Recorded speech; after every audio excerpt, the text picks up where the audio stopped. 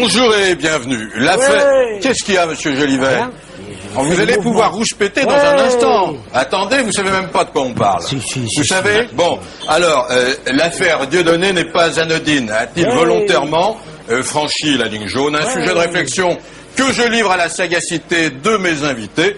Marc Jolivet, peut-on rire de tout? Le débat est ouvert. Puisque vous avez la parole, vous la gardez. Alors, on est sérieux un instant. Est-ce que pour vous la haine doit être sanctionnée quand on parle de l'affaire Dieudonné sur France 3 il y a quelques semaines? Ça a déclenché tout un scandale, une polémique, etc. Alors, quel est votre point de vue là-dessus? Allez, réveillez-vous un peu. Vous avez, d'abord, j'aime pas qu'on me dise, réveillez-vous un petit peu, c'est très désagréable. Je suis comme je suis, je réagis comme j'ai envie de réagir. Je vais peut-être dire une phrase qui va durer tout le long. Oui. Donc, il faut que tout le monde se prépare. Je me prépare. Donc, je vous ai donné une petite phrase. Si vous aviez bien fait votre boulot, vous pourriez la dire. Eh bien, je vais la dire, si vous voulez. À l'approche des régionales, les masques tombent. Bigard soutient Chirac et minute Dieudonné. Voilà. Alors, si vous voulez, tiens, Soral. Bah moi, j'ose pas trop attaquer Dieudonné parce que quand je connais le pouvoir du lobby camerounais dans le monde du spectacle, j'ai un peu peur d'être tricard et comme ça fait déjà un moment que je suis tricard, j'aimerais revenir. Oui, mais enfin en tant que pamphlétaire et en tant que pamphlétaire, vous êtes un des rares avec Alix à avoir pris dès le départ la défense de Dieudonné. Ah bah moi je suis toujours du côté des opprimés, des hommes seuls. Oui. Et ce que je remarque, c'est que toute l'intelligentsia trouvait Dieudonné génial quand il traitait les travailleurs français d'esclavagistes, ce qui n'avait pas beaucoup de sens à l'époque. Oui. Mais quand d'un seul coup, il s'est vraiment attaqué à un régime qui pratique un peu l'apartheid, là d'un seul coup, il s'est fait flinguer. Juifs, et je trouve... les juifs. Non, sioniste. Oui. Vous voulez dire par là qu'on n'a pas le droit... Attendez un instant. Et là, vous voulez dire par là qu'il y a des sujets qu'on n'a pas le droit de traiter quand il s'agit d'humour? Bah moi, est-ce qu'on peut rire de tout? La question c'est pas ça, c'est qui fait la liste. J'ai remarqué que c'est toujours les mêmes qui font la liste, quoi. Bon. Alors, Patrice Carmouze, vous êtes un peu mitigé, hein? Oui, quand on ne sait pas, on ne dit pas. C'est-à-dire que je suis pas sûr que quand quelqu'un traite les juifs de nouveaux négriers, ça soit de l'humour. Moi, j'ai pas vu que c'était de l'humour, j'ai trouvé que c'était juste de l'antisémitisme, ça. Donc ça me fait pas beaucoup rire, ça me fait même pas rire du tout. Maintenant, s'il s'agit de dire est-ce que Dieudonné par ailleurs est drôle, c'est vrai que moi j'ai vu son spectacle, le divorce de Patrick, il est très drôle dans son spectacle. Alors pourquoi on veut lui interdire alors? Qu'ils disent n'importe quoi sur des sujets qu'il ne connaît pas et dont il ne devrait pas parler parce qu'il ne les connaît pas, me semble absolument choquant et scandaleux. Mais tout le monde le fait, je suis désolé. Quoi donc? Bah de parler, tous les gens du spectacle se permettent d'aller à des manifs de soutien à Israël où on voit Patrick Bruel, etc. Ça choque jamais personne. Pour une fois qu'il y en a un qui va dans l'autre manif, n'êtes-vous pas un peu de parti pris là? Oui, bien sûr que je suis de parti. Soral, c'est facile, hein, ça aurait été l'objectivité, 10 minutes pour Hitler, 10 minutes pour les Juifs. C'est en gros ça. Non mais moi je trouve scandaleux qu'on compare à Hitler un Camerounais qui s'est présenté contre le Front National et qui critique la politique d'un État qui s'appelle Israël. Ça n'a rien à voir avec les camps, avec Hitler. Alors soit vous êtes un imbécile, soit vous jouez à l'imbécile. Il a très bien compris que ça n'avait rien à voir. Attendez, une seconde. Il ne faut pas prendre les gens pour des imbéciles quand même, ça n'a strictement rien à voir. Vous allez avoir tout le temps de vous énerver. Calix, et après Christophe. Oui, d'accord. Il me paraît évident qu'on ne pourrait pas dire que Dieudonné est un antisémite. Je pense que c'est un clown qui ne sait pas de quoi il parle. Je veux dire qu'effectivement, quand il parle des juifs comme des négriers reconvertis dans les banques, je veux dire, les juifs, moi je connais l'histoire des peuples d'Afrique, n'ont jamais été des négriers, n'ont pas participé à l'esclavage. Il faut se dire une chose, c'est qu'au moment où il y avait l'esclavage débutait, les juifs avaient d'autres problèmes, notamment en Espagne avec l'Inquisition. Je veux dire, ils étaient eux-mêmes persécutés, je ne vois pas comment ils auraient eu le temps de persécuter. Mais ceci étant, ce n'est qu'un clown, et je pense qu'il faut arriver à ne pas trop se focaliser sur ce qu'il a pu dire. Il n'a pas dit qu'il n'a pas fait une thèse, c'est pas l'homme le plus brillant que j'ai connu, il fait rire les enfants. Pas toujours. Mais sur F3, il n'a jamais parlé de ça. Je veux dire que ce qui trompe aussi les Occidentaux, c'est que Dieudonné a une autre souffrance que le problème palestinien. On va y revenir. En tous les cas, c'est le problème de l'esclavage. Il veut que l'esclavage soit reconnu et il ne sait pas s'exprimer sur ce terrain-là. Et donc, je pense qu'il faudrait lui pardonner et lui demander de continuer à faire son job. Je suis pas certain. La liberté d'expression existe. Oui, Christophe Lévesque, pardonnez-moi. Je vous en prie, mon petit Polo. Oui. Vous êtes un peu familier, je trouve. Oui, c'est à cause de la pochette, là, elle m'excite. Ah bon, mais écoutez, je vais l'arranger, à cause des loups. Il vous suffit elle me donne envie de me moucher, tout d'un coup. Allez, Lévesque, Non, je pense que pour clarifier le débat, c'est peut-on rire de tout? Oui. Ce qui est quand même original comme débat. Oui, je vous remercie, vous l'avez déjà dit tout à l'heure. Ce qu'on pourrait faire... Oui, vous aimez le comique de répétition, vous. Exactement. Alors, ce qu'on pourrait faire, c'est oui, ceux qui ici pensent que oui, et ceux qui pensent que non. Déjà, on pourrait... alors, qui pense que oui? Ouais, alors, est-ce qu'on peut rire de tout? Allez, levez la main. Qui fait la liste est un dindon. Je ne peux pas. Non, mais sans liste. Justement, sans liste. Sujet interdit. Moi, je trouve qu'on n'ait pas le droit de rire de tout. Peut-on rire de tout? Moi, je dis oui. Moi, je pense que ça dépend de... Alors, monsieur Gaston Kellman, vous avez publié un livre qui est assez rigolo, d'ailleurs, et assez culotté. Je suis noir et je n'aime pas le manioc. Oui, vous étiez... Par exemple, moi, je me suis permis de rire des noirs. C'est vrai que c'est pour cela que j'ai dit... Ça, c'est de l'autoflagellation, monsieur Kellman. L'autoflagellation, ça n'a rien à voir, ça n'a pas beaucoup de courage. S'il vous plaît. Je ne vous interromps pas, vous ne m'interrompez pas dès que je commence. Vous n'allez pas vous fâcher tous les deux. Je veux dire, et surtout que on se connaît. C'est incroyable. Donc, je veux dire que ça dépend de qui rit de quoi. Prenons tout simplement la blague de Tim Seed. Si, par exemple, un Mongol rit d'un Mongol, pratiquement ça passe. Les autres peuvent se cacher pour dire, il va peut-être un peu loin. Donc, moi, par exemple, qui rit de l'Africain, j'ai pratiquement le droit. Je pense qu'on peut rire du maximum, je dirais pas tout, parce qu'on ne sait pas juste quoi aller tout, mais que ça dépend de qui rit. Je crois que si par exemple, un blanc avait écrit mon livre, aujourd'hui, il serait l'homme le plus raciste du monde. C'est vrai que je ne suis pas... Alors, je donne quand même quelques têtes de chapitre de votre livre, parce que là, preuve qu'on peut rire de tout. C'est vrai. Je ne peux pas rire les noirs. Alors, je sais pas si il y en a beaucoup qui rient. Allez sur le site internet, ils sont heureux. Une seconde. D'abord, ça n'existe pas les noirs. Qu'est-ce que ça reste les cons, les intelligents, les moins intelligents. Il n'existe pas de noirs. Justement, c'est la thèse que je défends. Il n'y a pas de noirs. Attendez, ne parlez pas en même temps, on n'y arrive pas. Merci Soral. Merci Kellman. Vous êtes un blanc, vraiment, avec... Les blancs, qu'est-ce que ça veut dire? Un espagnol et un belge? Il n'y a pas un franquish. S'il vous plaît. Ça suffit, merci. Écoutez Paul un petit peu. Non, c'est ça. Non, un peu de calme, on ne comprend pas. Oui, faut arrêter Gaston. Laissez Paul parler. Merde. Gaston, vous dites, c'est quand même incroyable, vous dites, je suis noir et j'en ai une petite, je suis noir et je n'aime pas les blacks, je suis noir et je n'en suis pas fier, je suis noir et je me soigne. Mais ça, c'est son problème. C'est la dérision. On ne veut pas savoir. Attendez, Paul, quand je dis je suis noir, j'en suis pas. Vous êtes fier d'être blanc, vous avez besoin de le crier. Mais c'est quel est le blanc qui est fier d'être... C'est par rapport à l'histoire. Quel est le blanc qui est fier d'être... Vous ne connaissez pas l'histoire des peuples. Quel est le blanc qui proclame sa fierté d'être blanc? Franchement, je n'en vois pas. Aujourd'hui, moi, personnellement, je suis arrivé au stade d'un homme qui proclame sa fierté d'avoir réussi quelque chose. Parce que vous ne connaissez pas l'histoire, parce que ce peuple a eu besoin de choses. Quand on vous entend parler, vous êtes très peu indiqué pour faire la morale par rapport à l'intelligence, par rapport à la connaissance. Donc ce que je veux dire, c'est que, bon, je n'imagine pas qu'on clame sa fierté d'être noir aujourd'hui, comme ce sont les opprimés qui clament leur fierté. Moi, je me sens j'ai compris, je me sens ségrégé. Le peuple noir est opprimé. En tout cas, aujourd'hui, vous pouvez être fiers, vous êtes deux sur le plateau, on a dépassé le quota. Bravo, c'est bien. Oui, là, vous êtes drôle. Alors, je voudrais, non, je voudrais donner la parole à quelqu'un qui est un sage ici, qui est un réalisateur que tout le monde respecte. On vous respecte d'autant plus que dans tous vos films, c'est-à-dire 47, vous vous êtes moqué de tout, Jean-Pierre Mocky. Oui, mais pas du racisme. Je veux dire, moi, l'histoire, j'aime bien Dieudonné parce que je l'ai vu 50 fois, mais il n'a jamais parlé de cette histoire de juif. Moi, j'ai vu des tas de spectacles de lui, il ne parlait pas de ça. Brusquement, il a eu ça. Il faut penser qu'il habite à Dreux, Front National. Je ne sais pas si ça a eu une influence sur lui, j'en sais rien. Mais en tout cas, moi à mon avis, il faut lui pardonner cette erreur. Moi j'en ai fait aussi des erreurs. J'ai tapé sur le pape, sur tous les papes, alors qu'il y en avait qui étaient bien, puis sur tous les hommes politiques, il y en avait qui étaient bien. Donc là, peut-être que lui, il a fait une connerie, d'accord, mais ça m'empêchera pas d'aller voir son prochain spectacle. Il a pas parlé des juifs, c'est ça que je trouve dégueulasse. Il a parlé de l'axe, il a dit ralliez-vous en plaisantant à l'axe américano-sioniste. Donc il a parlé de la politique actuelle du régime de George Bush et d'une supposée alliance stratégique du régime de Bush et d'un pays qui s'appelle Israël. Merci. Actuellement, il y a le même problème avec Mel Gibson. Avec Mel Gibson qui est accusé également d'être antisémite. Moi, je connais Mel Gibson, il n'est pas antisémite. Il n'a jamais été antisémite. Et alors, en France, on a interdit purement et simplement le film, puisqu'aucun distributeur. Maintenant, il va sortir. Mais attendez, c'est Barack Benabar qui le sort. Alors bon, mais c'est quand même bizarre qu'on ait interdit ce film. On a passé ici La vie de Jésus, ou je sais, de Scorsese, on a passé plein de films. Pourquoi interdire celui-là?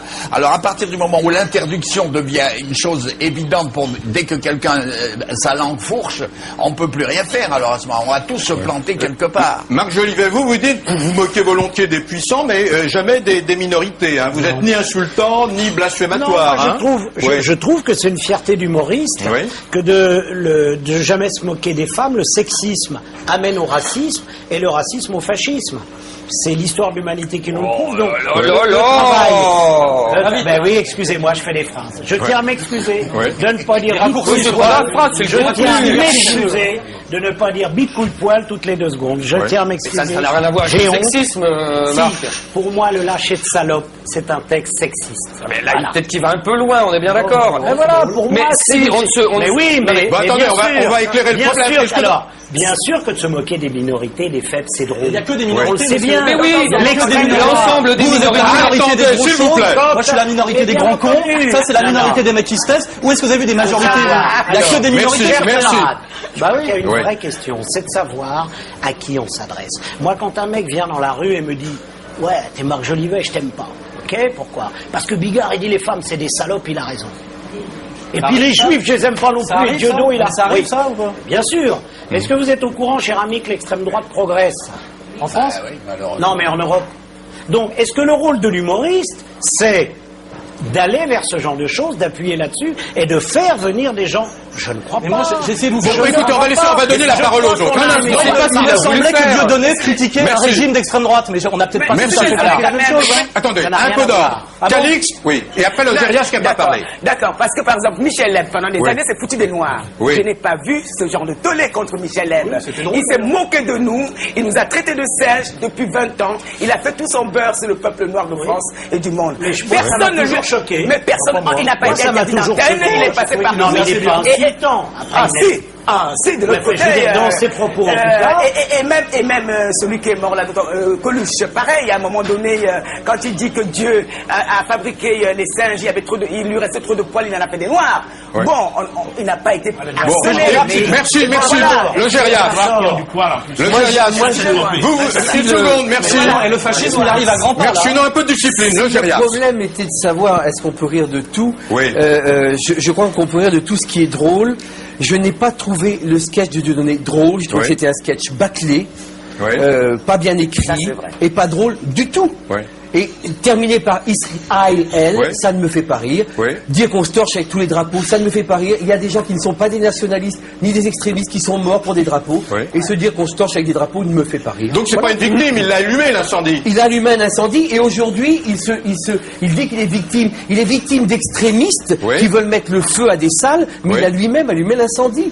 Donc il ne faut pas qu'il nous dise qu'il est victime d'une censure. Donc il mérite effectivement de se faire tabasser par des milices communautaires. Mais il est normal que quand une milice communautaire interdit un spectacle et Sarkozy se mette du côté des milices. C'est ça que vous êtes en train de dire. On se demande si on est en démocratie. Merci. Alors puisqu'on est en démocratie, on laisse parler à l'évêque et ensuite Carmouze. Voilà. Moi qui est quand même, enfin en tant qu'humoriste, j'ai quand même m'arrivé de déraper quand même quelques fois. Oui. Donc vous avez même été interdit d'antenne d'ailleurs à un moment. Voilà. Donc on peut tous déraper, on peut s'excuser après. Enfin moi, s'excuser après, je trouve ça des fois un peu ridicule d'ailleurs, puisque une fois que la chose est dite, elle est dite. Pour revenir sur ce que disait Marc, moi je pense qu'on peut effectivement rire de tout, et pour rire de tout, il faut enlever la compassion et la passion. Si on prend les événements du 11 septembre, si on reste dans la compassion, on ne peut rien dire. Si on parle du problème juif en France, si on reste dans la passion, si on reste dans le débat passionné, on ne peut rien dire. Et moi je pense que justement c'est aux humoristes à défricher le terrain et à pouvoir justement se parler, à la seule différence justement que c'est sur scène, on peut le faire, les gens viennent, sont volontaires, payent leur place. À partir du moment où on rentre dans un média comme la télé, plus ça devient large, évidemment on va froisser des gens. Mais si on ne veut froisser personne, on ne dit plus rien. Merci. Non, ça n'est pas de rien. Je prends un exemple très simple. Moi je rentrais pendant toute une période en scène en disant le RPR est un mouvement en méthode fasciste et stalinienne. Bon, c'est stupide. Mais je rentrais ça. Personne ne pouvait m'attaquer. J'avais fait mon métier d'humoriste. Je mettais 2 secondes et je disais, bah, c'est pas moi qui le dis, c'est Jean Tibéry. Car c'était une phrase de Jean Tibéry. Je faisais mon métier d'humoriste. Je m'appuyais sur des choses réelles et concrètes. Et je rentrais pas en disant, les mecs de droite sont tous des cons. Voilà, c'est... Je crois que c'est notre... Laissez-le parler. Pour tourner le truc et d'arriver à coincer, c'est ça qui est passionnant. Un métier d'humoriste. Critiquer les... Je me rappelle une phrase de la négritude, où quelqu'un disait, de la frustration naît l'agressivité. C'est Adovetti.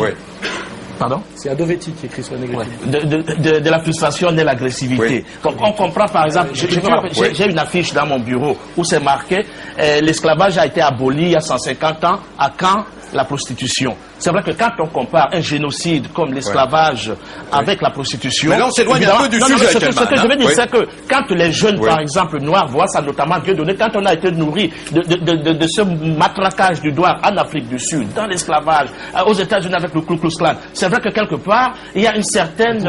on se dit, il y a 2 poids, 2 mesures qui font qu'un autre peuple qui n'est pas responsable du fait qu'il ait réussi, lui, à museler ce qui tape sur lui. Je voudrais faire un parallèle. Attendez, juste avant de faire le parallèle, Carmouche.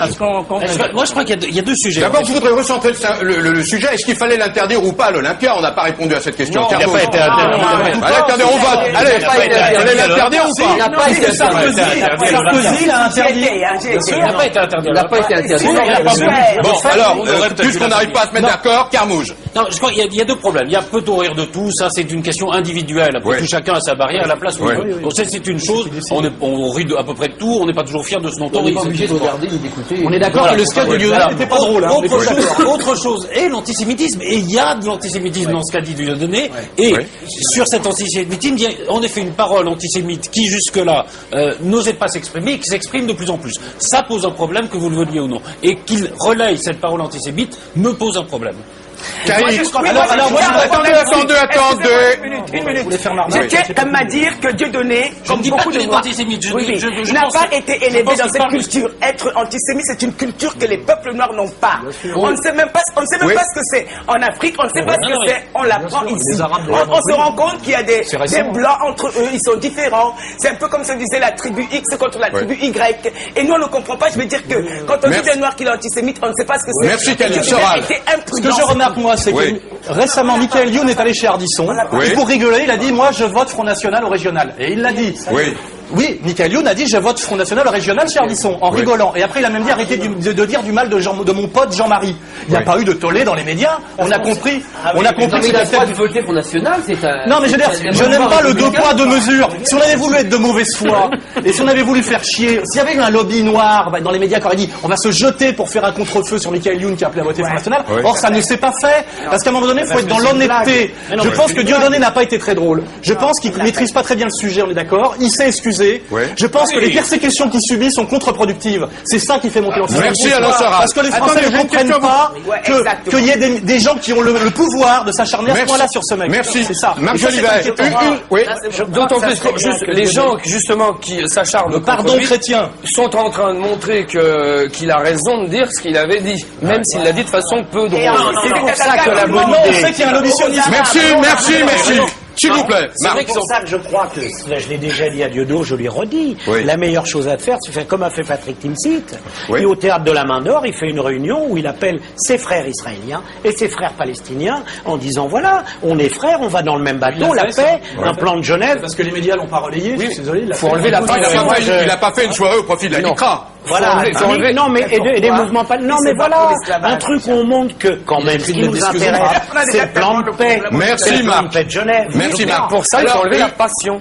Ouais. Alors un peu, on dépassionne. Jean-Pierre Mocky, vous êtes notre sage, vous êtes notre jeune doyen. Quand vous les entendez hurler. Et ce n'est pas aux vieux sages qu'on apprend. Qu'à faire des grimaces.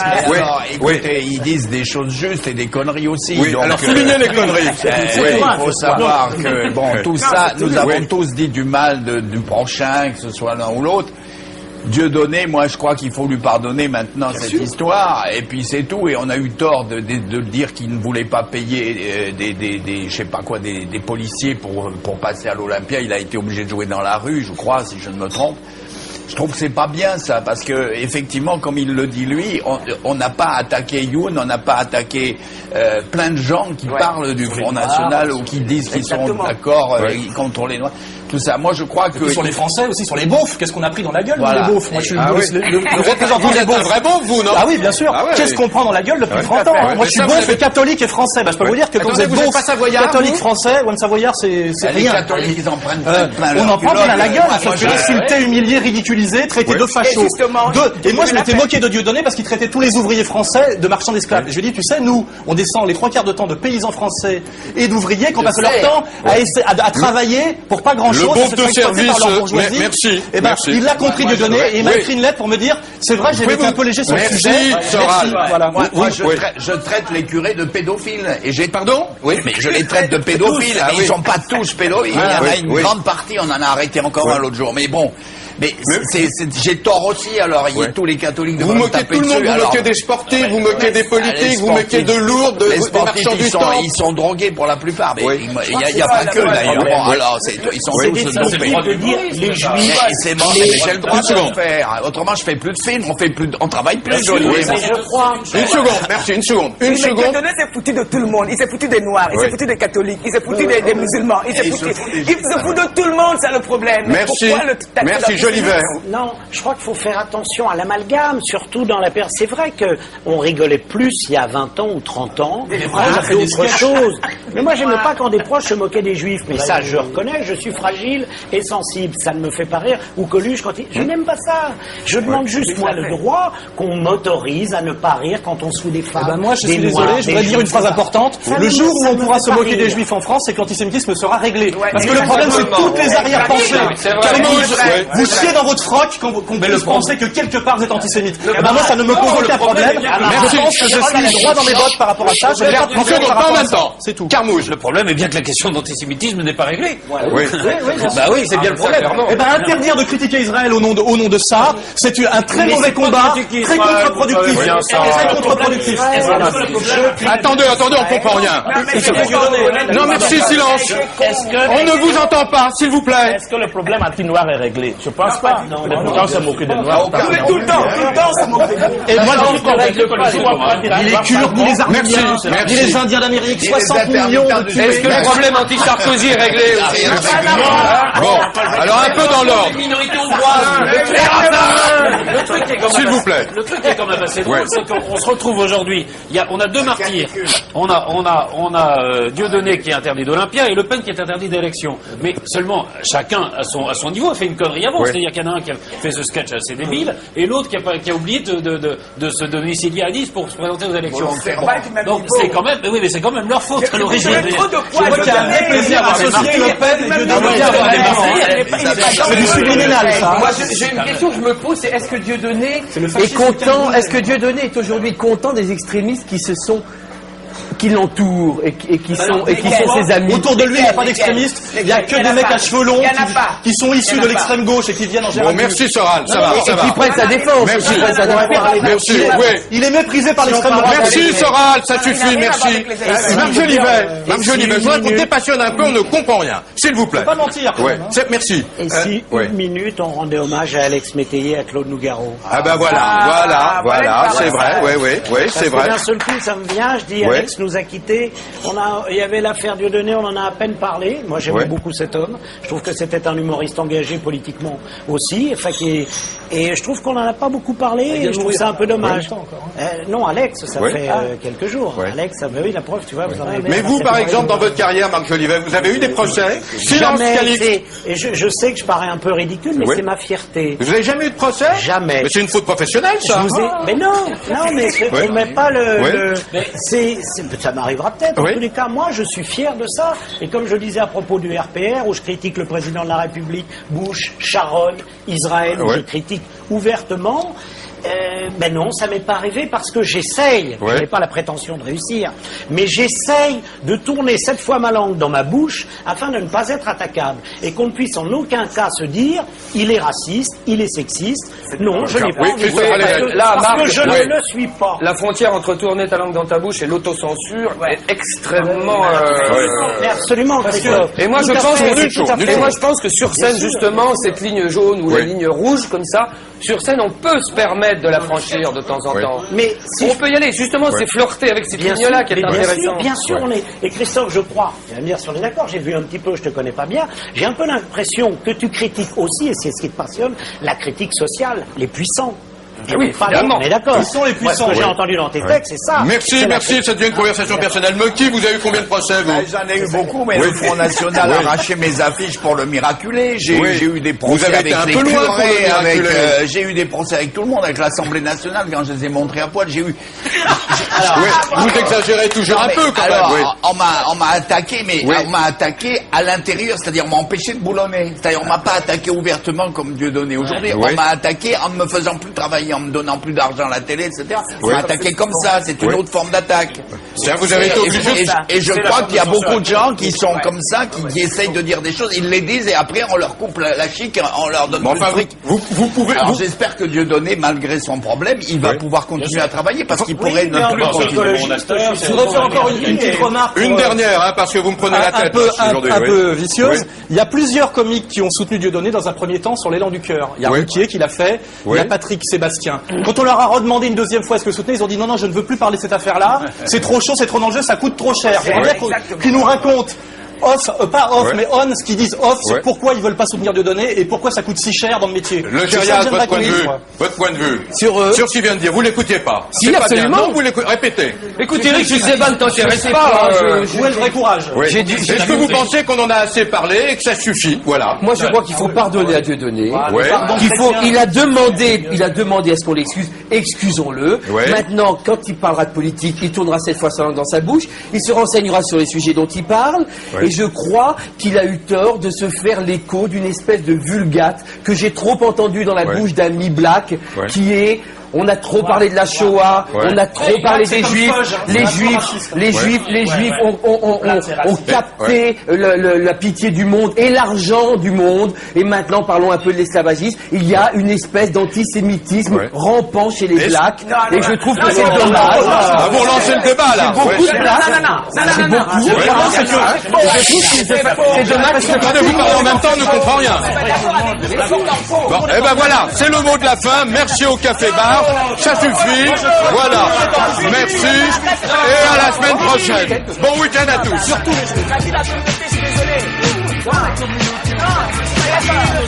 les